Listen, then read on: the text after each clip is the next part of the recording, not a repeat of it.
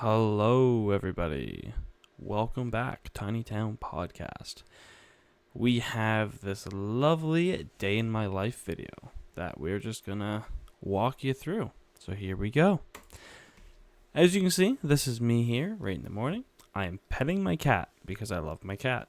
Can you blame me? Look at her. She's the best. Right here, self-explanatory, I'm on my way to work, so I'm getting in my car in the morning. Off we go. As you can probably tell, I don't talk too much in the video because it's a lot going on all at once. So I'm not really trying to get involved in all that. On my way to work though, there's a few clips of just driving. Nothing special. Just made sure to block out everything that would be privacy sake and whatnot. So no one knows where I live. Obviously, last thing we want. Good music playing, you know what I mean? Throwback to childhood actually.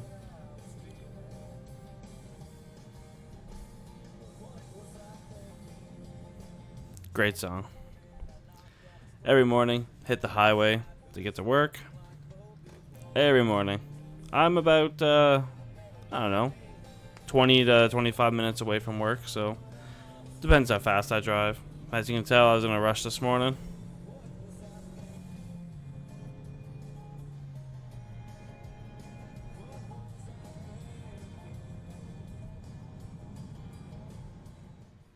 And we're at work. We're starting on a 2022 Hyundai Ioniq 5, I believe it was. Full EV, so I wanted to make sure I had proper hoisting area because you want to make sure you do not jack off of the battery. That could cause some problems. But we made sure it was all good, and up we went. Always give the cars a little shake. Gotta be making sure, gotta make sure that you don't have a car fall on you. It was in for an MVI, so I was just looking at the brakes here, checking suspension, checking tires, and a full-on look over of it just to make sure. Obviously, nothing's fallen off the thing. It's a 2022. I'm sure it was fine, but always got to do your due diligence. That's quite the word.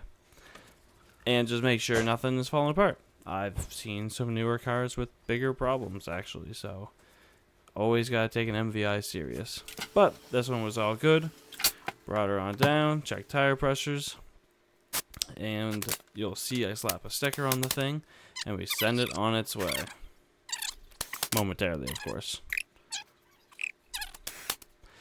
You can hear me talking to another coworker in the background. He was looking for a headlight bulb, so that was kind of funny.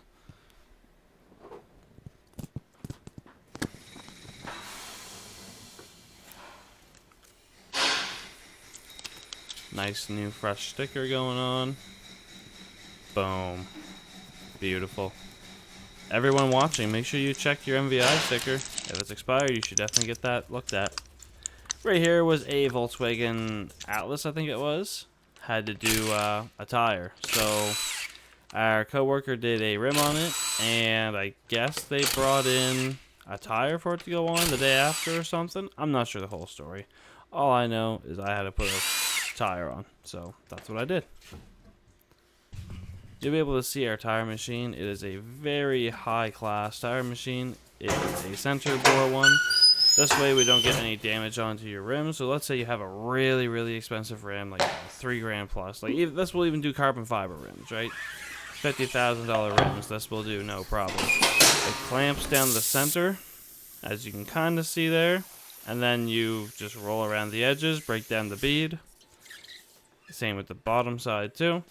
And you have a little hook that you bring down, pulls up the tire. Really great machine. I'm very glad our boss ended up looking into this. And I was with them when we were shopping around for new tire machines. And this one is definitely the one that caught my eye. And this is the one that I personally wanted. But end of the day, it was his call. But he agreed. So I was very, very happy about that. Has a... was it hydraulic lift or something? I don't know. It has a lift, okay? It has a lift, so I don't need to strain my back. Same with the balancer, which you'll also see here momentarily. It's great. I don't have to break my back over a tire job, but nothing hard at all.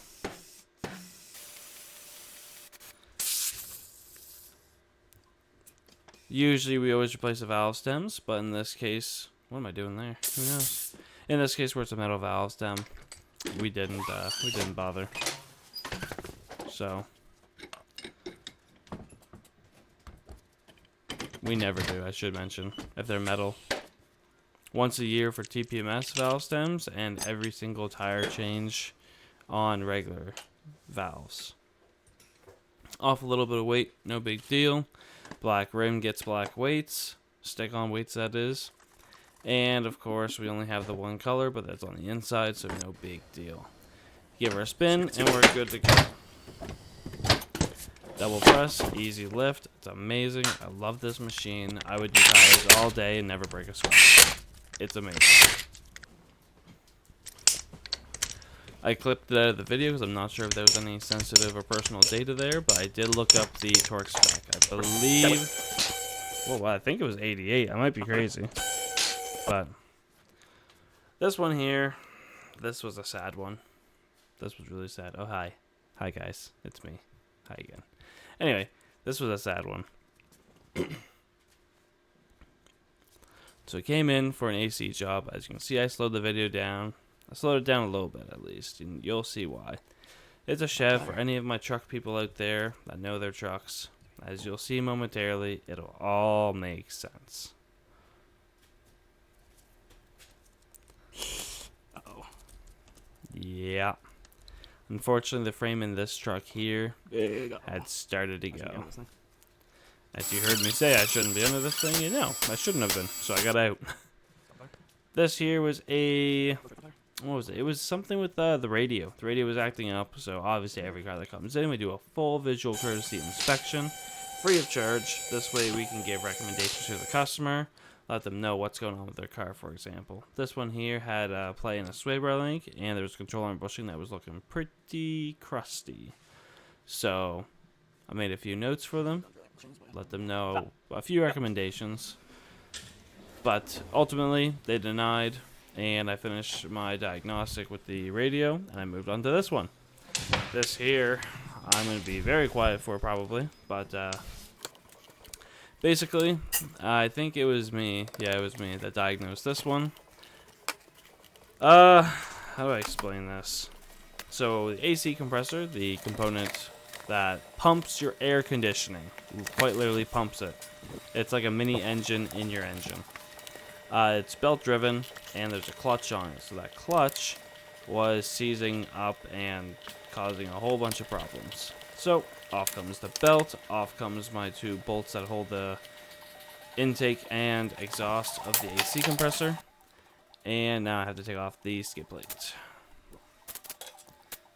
And of course, lucky me, one of the bolts was stripped. So you'll see me having a lovely time with that.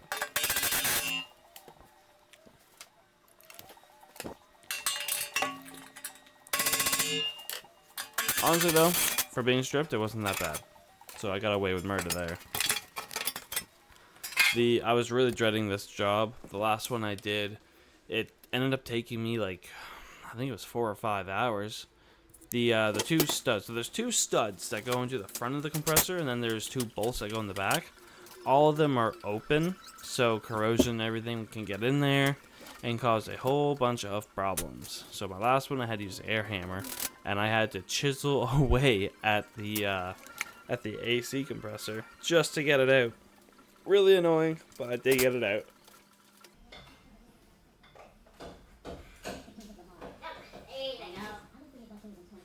This one here, though, I'm on 35 times speed for you guys to save time, but I finally get it out.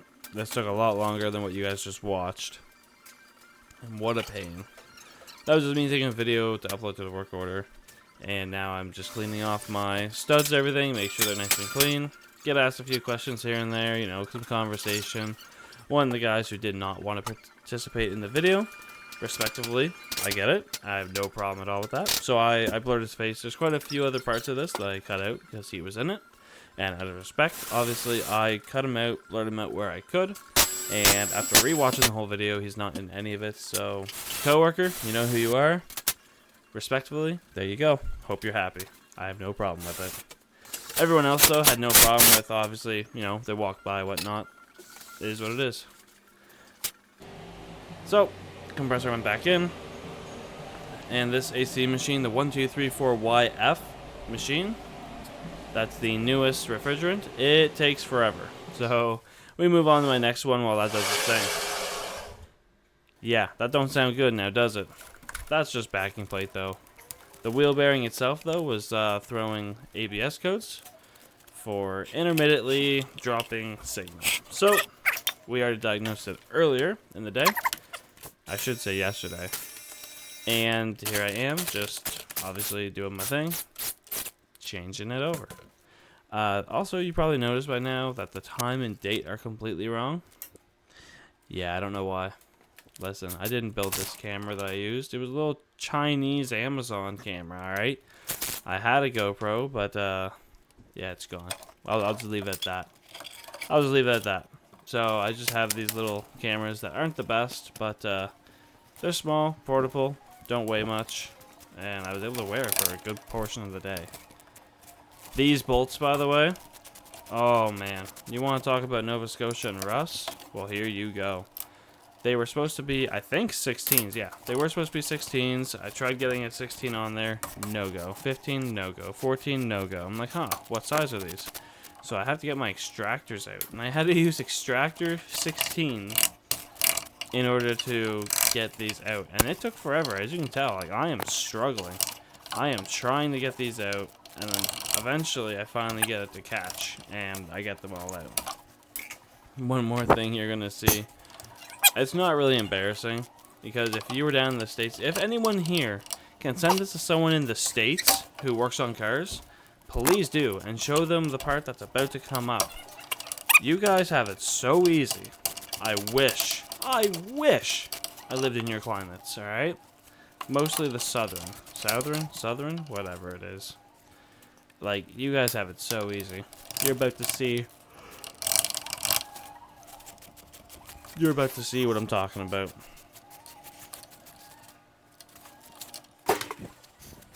Here we go. So here's a hammer. I'm beating the thing. That's a 32-ounce hammer, I think it is. And I'm giving it all I got. I'm panting, man. So then I get at the big boy. I slowed it down so you can actually watch and listen.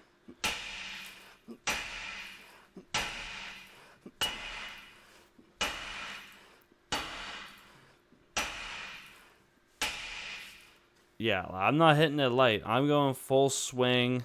It's hurting me at this point.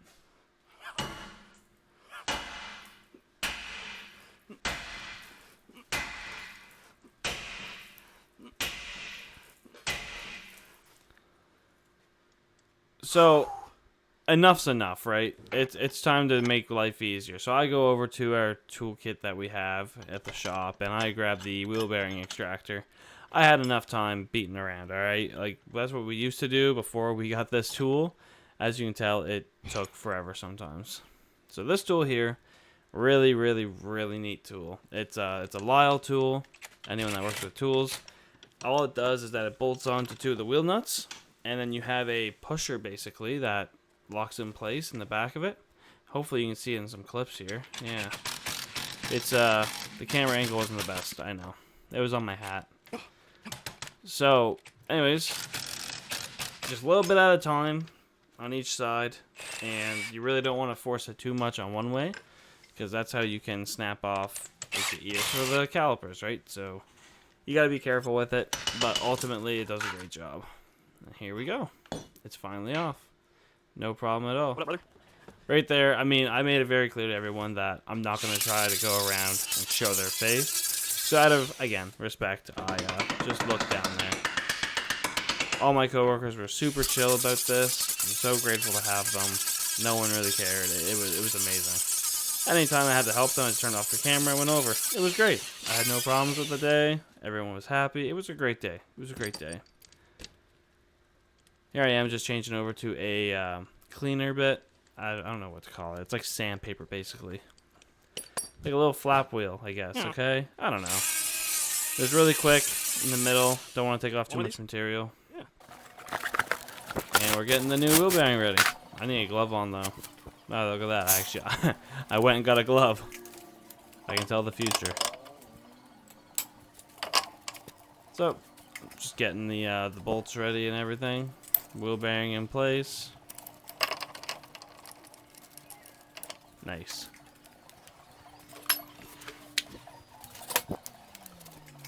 No clue what I did there, I'll be honest. No sweet clue. And after this van here, we went out and tried to clear the trouble codes and everything did go smooth. You'll see that in the video. But after this van, I moved on to another wheel bearing in one of the coworker cars. And I didn't record any of that anyways, but what a terrible, terrible, terrible job that was to end a Friday. Yeah, this was a Friday, by the way. I should probably have mentioned that. This was Friday.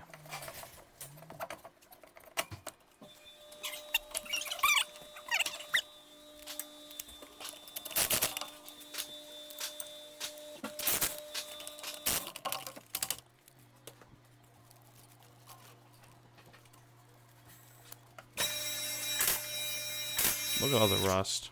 I can't believe it. Just rust on the ground. That's what it meant, but... You know, all this stuff that you see on the frame and whatnot, that's typical Nova Scotia. Alright, there's two ways we can get this clear. When you drive certain speeds, it will manually check and clear. However, I'm going to show... Hi everyone. I'm going to show the way on the scan tool to do it. It's not in. Okay, that's great. Erase codes. Yes. Okay, let's do this then. The way that they want you to do it.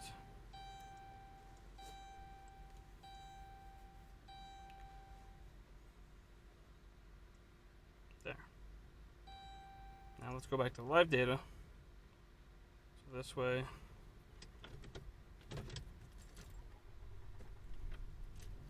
We can actually watch and monitor our data. I'll leave this over on my side and we'll just go for a drive. Yeah, very simple. We just went for a test drive here. Make sure light stays out, make sure there's no drops in the scanner data. On my test drive though, I did hear a wheel bearing, so here we go. Test drive, which you guys probably can't hear, I heard another bearing noise. So we're gonna take that in and have a look. Which we ended up not doing, just so you know. This was not an important vehicle, so we just left it for the next day. After work, I had to go pick up a friend from the airport. Didn't record any of that, obviously. But, anyway, dropped him off at home, and then I went to work.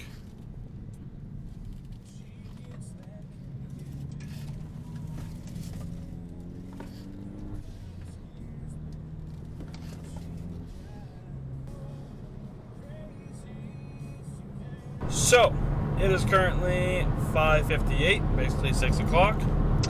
I'm off to my second job. There's a lot of sensitive data there that I'm not going to be showing everyone, so I probably won't have any more video to show. But, yeah, you'll be able to see what time I leave, get home, all that fun stuff. So, yeah, stay tuned for that. So, yeah, that was basically me just going to Snap-on. And there is a lot of like prices and whatnot and customer information, so I felt it wasn't right to record it all, or really honestly any of it, so I didn't. But yeah, I ended up getting off. We were done around 10 o'clock, but I ended up staying and helping out with some other little tasks until about 11:50 or something. So when I got home here, it's 12 o'clock and a little bit after. Anyways, guys, thanks all for watching. I know this isn't the best type of day in the life video, but this is the best that I got. So once again, thanks everyone for watching. Hope you have a good day. Bye-bye.